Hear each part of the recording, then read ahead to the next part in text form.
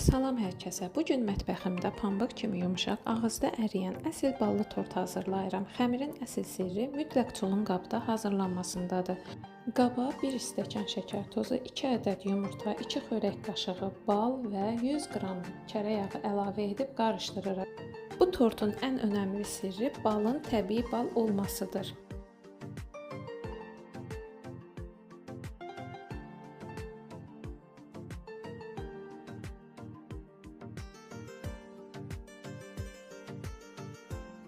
Qabı buxara yerləşdirib şəkər tozu əriyənə qədər qarışdırıram. Sonra sodanı əlavə edib 30 saniyə gözlədikdən sonra qabı buxardan götürürəm.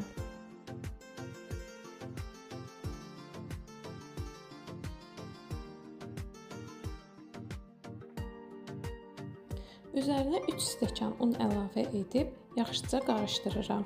Xəmirin konsistensiyası sizi qəti qorxutmasın. Tam videodakı kimi olmalıdır.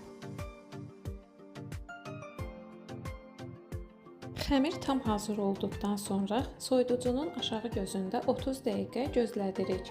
Sonra göstərdiyim qaydada yağlı kağızın üzərində yayırıq.